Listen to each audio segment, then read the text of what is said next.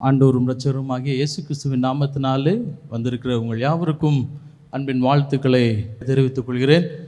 அருமையான இந்த heaven TV ஊழியத்திற்காகவும் அந்த ஊழியத்தை முன்னின்று நடத்துகிற பாஸ்டர் மேத்யூ ஐயா அவர்களுக்காகவும் அவருடைய குழுவினர்களுக்காகவும் ஆண்டவரை ஸ்தோத்திரிக்கிறேன். நேபாள் தேசம் மிகவும் ஒரு கடுமையான தேசம். நேபாள தேசத்திற்கு நான் கடந்த ஒரு 20 ஆண்டுகளாக ஊழியத்துக்கு நான் சென்று வருவது வழக்கம். அங்கே ஊழியம் செய்வது என்பது சாதாரண விஷயம் அல்ல. அங்கே ஊழியம் செய்து சுவிசேஷம் அறிவித்து அநேகர் சிறைக்கு சென்ற அநேக என்னுடைய நண்பர்களை நான் நன்கு அறிவேன். அது மாத்திரமல்ல, ஊழியம் சென்றது நிமித்தமாக சிறைக்கு சென்றது மாத்திரமல்ல, சிறைக்கு சென்று வந்ததுக்கு பின்பாக தங்களுடைய ஊருக்கோ தங்களுடைய வீட்டுக்கோ செல்லாமல் அவர்கள் முகாமில் அடைத்து தங்க வைக்கப்பட்ட நிகழ்வுகளை நான் அறிந்திருக்கிறேன். நாடு கடத்தப்பட்டதையும் நான் அறிந்திருக்கிறேன். அநேகர் தஞ்சம் புகும்படியாக இந்திய தேசத்திற்கும் வங்காளதேசத்திற்கும் மற்ற அயல் நாடுகளுக்கும் அவர்கள் அநேகர் கடந்து சென்றிருக்கிறதையும் நான் அறிந்திருக்கிறேன்.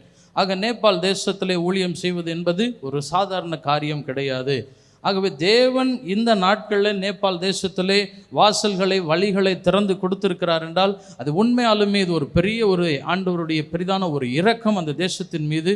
ஆக இந்த திறக்கப்பட்ட வாசலை பயன்படுத்தும்படியாக அருமையான இந்த ஊழியத்தை கர்த்தர் எழுப்பி இருக்கிறார். இந்த நாட்களில் அந்த திறக்கப்பட்ட வாசலை பயன்படுத்தி நேபாள தேசத்தில் இருக்கிற இந்த 7 மாநிலங்களையும் அந்த சந்திக்கப்படாமல் இருக்கிற அந்த 3 கோடி ஜனங்களையும் சந்திக்கும்படியாக இந்த ஒரு தரிசனத்தை கர்த்தர் இந்த ஒரு ஊழியத்திற்கு கர்த்தர் கொடுத்திருக்கிறார் என்றால் அது உண்மையாலுமே இது ஒரு ஆசீர்வாதமான காரியம். இது நம்முடைய தேசத்திற்கு இது கிடைத்த ஒரு பாக்கியம் என்று தான் நாம் கருத வேண்டும். அல்லேலூயா, அல்லேலூயா. வசனம் இப்படியாக சொல்லுகிறது, தரிசனம் இல்லாமல் ஜனங்கள் சீர்கெட்டு போகிறார்கள். ஆகவே தேவன் இந்த நாட்களில் இந்த தரிசனத்தை கொடுத்திருக்கிறார். ஆக அவர் தேவன் கொடுத்த அந்த தரிசனத்தின் மூலமாக இன்றைக்கு அவர்கள் குழந்தைகளுக்காக ஊழியம் செய்கிறார்கள், படிக்கிற மாணவர்களுக்காக ஊழியம் செய்கிறார்கள். தனி நபர் 1-in-1 மினிஸ்ட்ரி, ஒவ்வொருவருக்காக தனிப்பட்ட முறையில் சுவிசேஷம் அறிவிப்பது, திருச்சபை ஊழியம், அது மாத்திரமல்ல இன்னும் விதவைகளுக்கான ஊழியம், அதே போல் கிறிஸ்மஸ் நாட்களிலே கிறிஸ்துவனுடைய அன்பை எடுத்து சொல்லும்படியாக அதற்கான ஒரு ஊழியம் என்று அநேக ஊழியங்கள், கணக்கில்லாத ஊழியங்களை அவர்கள் செய்து கொண்டிருக்கிறார்கள். ஏதோ ஒருவருக்காக 2 பேருக்காக அல்ல. எந்த ஊழியத்திலே அவர்கள் ஈடுபட்டு கொண்டிருந்தாலும் ஆயிரக்கணக்கான ஜனங்கள் அதிலே ஆசீர்வதிக்கப்படுகிறதை நாம் இந்த ரிப்போர்ட் மூலமாக பார்க்க முடிகிறது. ஆகவே தேவன் தெரிந்து கொள்ளப்பட்ட இந்த ஊழியத்துக்காக ஆண்டவரை ஸ்தோத்திரிக்கிறேன். இந்த ஊழியத்தை செய்கிற அருமையான தேவதாசரையும் அவருடைய குழுவினரையும் அவருடைய திருச்சபைகளையும் 80க்கும் மேற்பட்ட மிஷினரிகள் அங்கே ஊழியம் செய்கிறார்கள். 80க்கும் மேற்பட்ட மிஷினரிகளுடைய சபைகள் இருக்கிறது, அவருடைய குடும்பங்கள் இருக்கிறது. ஆகவே அவர்கள் எல்லாருக்கும் நம்முடைய தமிழ்நாட்டிலிருந்து நம்முடைய வாழ்த்துக்களையும் நம்முடைய ஜெபங்களையும் இந்த நேரத்தில் நான் பகிர்ந்து கொள்கிறேன். ஒவ்வொரு தரிசனத்துக்கும் ஒவ்வொரு ஊழியத்திற்கும் வேதாமத்தின் அடிப்படையில் நாம் பார்க்கும்போது நான் ஒரு 5 காரியத்தை 5 நிமிடத்துக்குள்ளாக உங்களிடத்தில் பகிர்ந்து கொள்ள நான் ஆசைப்படுகிறேன். ஒரு தரிசனம் என்று கடந்து வருமானால் அது பர்த் ஆஃப் த விஷன், அந்த தரிசனத்தினுடைய பிறப்பு என்று தான் நாம் பார்க்க வேண்டும். அடுத்த நிலை growth ஆஃப் த விஷன், அந்த தரிசனத்தினுடைய வளர்ச்சி. அடுத்த நிலை டெத் ஆஃப் த விஷன், அந்த தரிசனத்தினுடைய மறைவு. 4வது நிலை ரிசரெக்ஷன் ஆஃப் த விஷன், அந்த தரிசனத்தினுடைய உயிர்ப்பித்தல். கடைசியாக அந்த தரிசனத்தினுடைய நிறைவேற்றுதல், ஃபுல்ஃபில்மெண்ட் ஆஃப் த விஷன். யோசேப்புடைய வாழ்க்கையில் பார்க்கிறோம். யோசேப்புக்கு ஒரு தரிசனம் கிடைக்கிறது. 11 நட்சத்திரங்களும் சூரியனும் சந்திரனும் அவருக்கு முன்பாக வணக்கமாய் விழுந்து கும்பிடுகிறதை பார்க்கிறோம். அது பர்த் ஆஃப் த விஷன் என்று நாம் கருத முடியும். அது ஒரு பிறப்பு, தரிசனத்தினுடைய பிறப்பு என்று நாம் பார்க்க முடியும். அதுபோல தான் இவர்களுக்கும் இந்த ஒரு தரிசனம் இவர்களுக்குள்ளே பிறந்திருக்கும். அடுத்தது யோசேப்புடைய தந்தை அவருக்கு ஒரு வண்ண ஆடைகளை அவருக்கு அங்கேயே தயாரித்து கொடுத்தது. அவர் growth ஆஃப் த விஷன், அந்த தரிசனத்தினுடைய ஒரு வளர்ச்சி. மற்ற எந்த சகோதரருக்கும் கொடுக்காத ஒரு சிறப்பு இந்த யோசேப்புக்கு மாத்திரம் கொடுக்கப்பட்டது.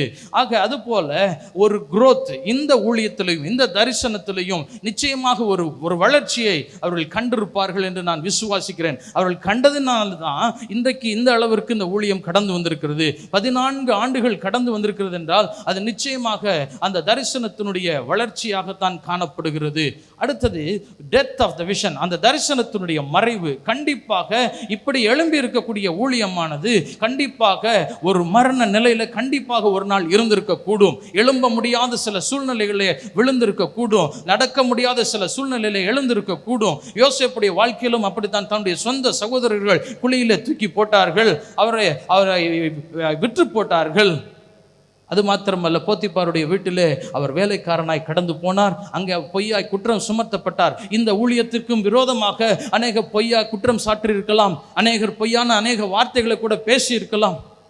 யோசேப்பு ஒரு சிறையிருப்புக்கு கடைசி கடந்து சென்றார். அநேக ஆண்டுகள் சிறையிருப்பிலே கடந்திருந்தார். அந்த தரிசனம் அவருக்கு நடைபெறவே முடியாது என்ற ஒரு நிலையில யோசேப்பு காணப்பட்டிருந்தார். ஆனாலும் தேவன் விடவில்லை. வேதவசனம் சொல்லுகிறது, God was with Joseph என்று கர்த்தருடைய வார்த்தை சொல்லுகிறது. தேவன் யோசேப்போடு இருந்தார். அதே போலதான் கர்த்தர் நிச்சயமாக இந்த ஊழியத்தோடு, இந்த தரிசனத்தோடு இருந்திருப்பார் என்ற ஒரு நம்பிக்கை நமக்கு எதிலிருந்து தெரிகிறது? அவர்கள் செய்து கொண்டிருக்கிற இந்த ஊழியத்திலிருந்து தெரிகிறது.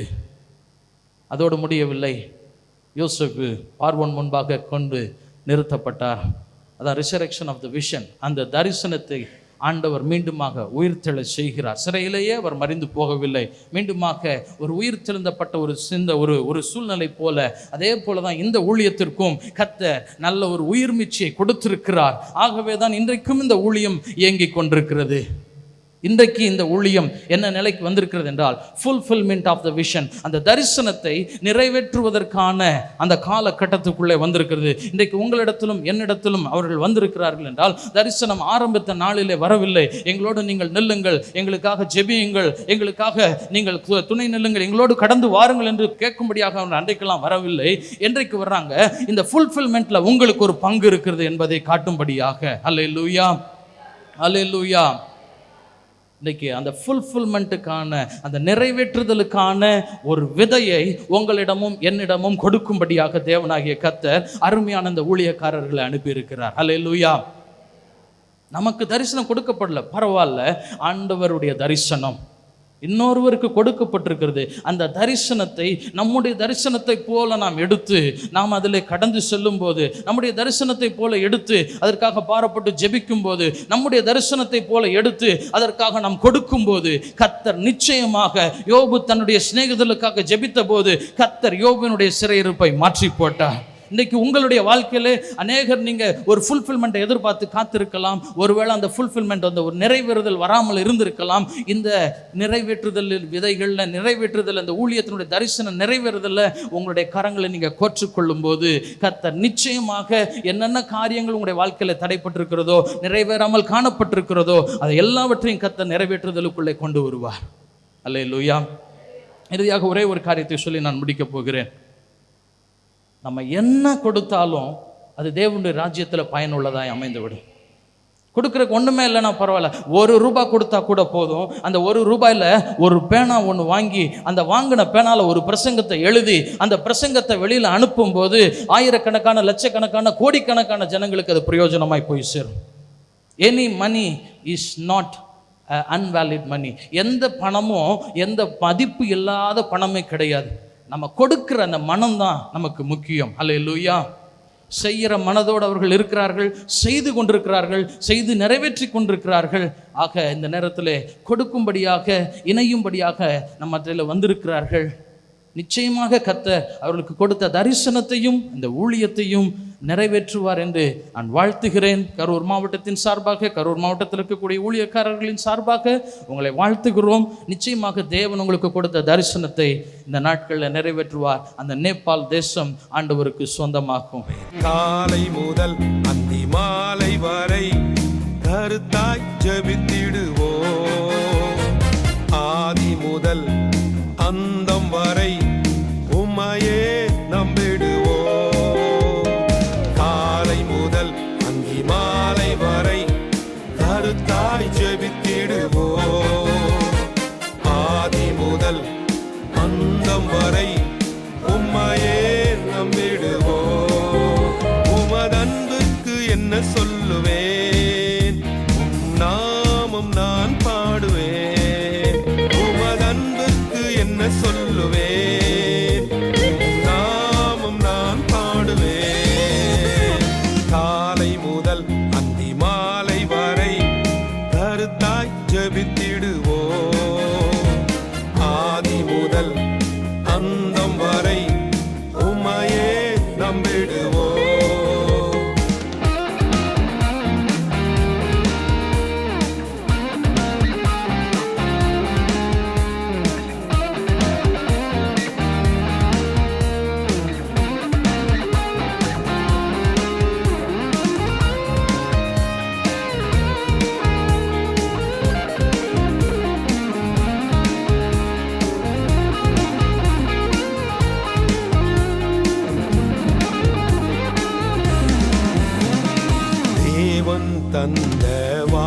பாதைக்கெல்லாம் காலம் அருகில் உண்டு.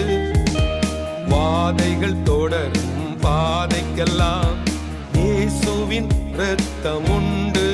கண்ணின் மணி போல் காத்து நடத்தி உள்ளங்கையில் வரைந்தாரே.